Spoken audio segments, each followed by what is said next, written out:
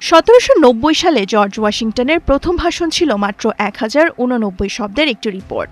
1801 সালে Thomas Jefferson সরাসরি ভাষণ না দিয়ে লিখিত বার্তা পাঠানোর রীতি চালু করেন। এই রীতি চলেছে এক শতাব্দীরও বেশি সময় ধরে।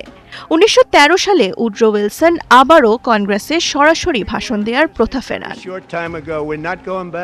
1947 সালে হ্যারি ট্রুম্যান প্রথম টেলিভিশনে ভাষণ দেন, আর 1965 সালে লিন্ডন বি জনসন প্রথমবার প্রাইম টাইমে ভাষণ দিয়ে দর্শক সংখ্যা বাড়ান।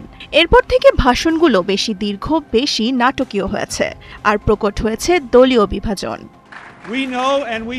2000 সালে বিল ক্লিন্টন প্রায় 1 ঘন্টা 29 মিনিট কথা বলে রেকর্ড করেন। স্টেট অব দ্য ইউনিয়নে বিশেষ অতিথি আমন্ত্রণের রীতি চালু করেন রোনাল্ড রিগান।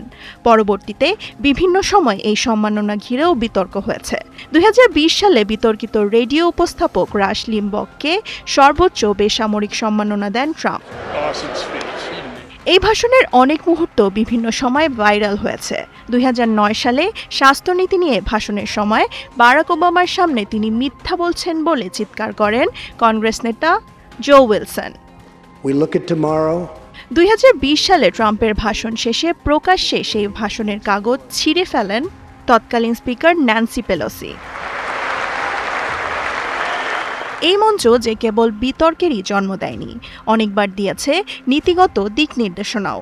2002 সালে যুক্তরাষ্ট্রের পররাষ্ট্রনীতিতে নতুন দিক নির্দেশ পাওয়া যায় বুশের অ্যাক্সিস অফ ইভিল শব্দবন্ধ থেকে।